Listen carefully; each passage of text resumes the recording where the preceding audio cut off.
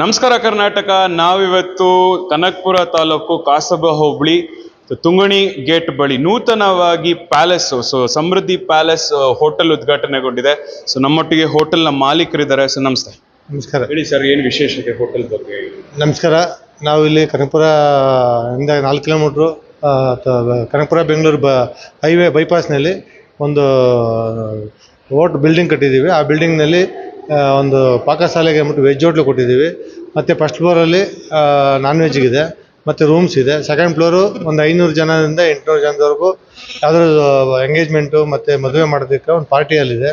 ಮತ್ತು ರೂಮ್ಸ್ ಇದೆ, 35 ರೂಮ್ ಇದೆ. ಎಲ್ಲ ನೀಟಾಗಿ ಬೆಂಗಳೂರಿಗೆ ಏನು ಹತ್ರ ಇರೋದ್ರಿಂದ ಬೆಂಗಳೂರು ರೀತಿಯಲ್ಲೇ ಇಲ್ಲಿ ಮಾಡಿದ್ದೀವಿ, ಜನಗಳಿಗೆ ಅನುಕೂಲ ಆಗಲಿ ಅಂತ. ಯಾರ್ಯಾರು ಬಂದಿದ್ದೀರಿ ಸರ್ ಇವತ್ತು ಕಾರ್ಯಕ್ರಮ? ಇವಾಗ ನಮಗೆ ನಮ್ಮ ಮಾಜಿ ಲೋಕಸಭಾ ಸದಸ್ಯರಾದ ಸುರೇಶ್ ಅಣ್ಣವ್ರು ಬಂದಿದ್ದರು.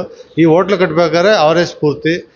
ಅವರೇ ಹೇಳಿದ್ರು, ಒಂದು ಹೋಟ್ಲು ಕಟ್ಟೋ ಚೆನ್ನಾಗಿರೋದು, ಬೈಪಾಸ್ ಚೆನ್ನಾಗಿದೆ, ಜಾಗ ಎದುರುಗಡೆ ಒಂದು ಮೆಡಿಕಲ್ ಕಾಲೇಜ್ ಆಗುತ್ತೆ, ಹೋಟ್ಲು ಕಟ್ಟೋ ಅಂದರು.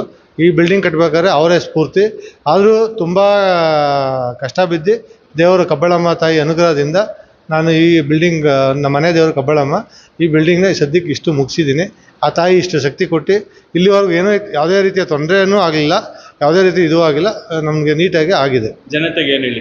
ಏನು ವಿಶೇಷತೆ ಸರ್ ಇವತ್ತು ಇದು? ಜನತೆಗೆ ಏನಂದರೆ, ಒಳ್ಳೆ ಇಲ್ಲಿ ಅಕ್ಕಪಕ್ಕದಲ್ಲಿ ಎಲ್ಲಿನೂ ಒಂದು 25-30 ಕಿಲೋಮೀಟ್ರ್ ಸರೌಂಡಿಂಗಲ್ಲಿ ಎಲ್ಲೂ ಒಂದು ಒಳ್ಳೆ ಫ್ಯಾಮಿಲಿ ಬಂದು AC ಲೋ ಇಲ್ಲ ನಾನ್ AC ಲೋ ಕೂತ್ಕೊಂಡು ಒಂದು 10-15 ಜನ ಲಕ್ಸುರಿಯಾಗಿ ಕೂತ್ಕೊಂಡು ಊಟ ಮಾಡೋ ಜಾಗ ಇರಲಿಲ್ಲ.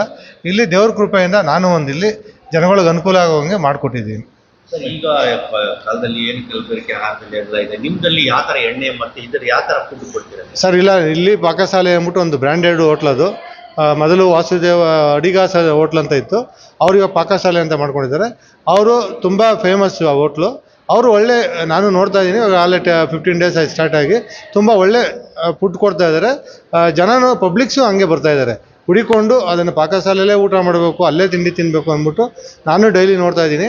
ಆದರೂ ಸ್ಯಾಟರ್ಡೇ ಸಂಡೇ ವೀಕೆಂಡಲ್ಲಂತೂ ಸಿಕ್ಕಾಪಟ್ಟೆ ಕ್ರೌಡ್ ಇರುತ್ತೆ.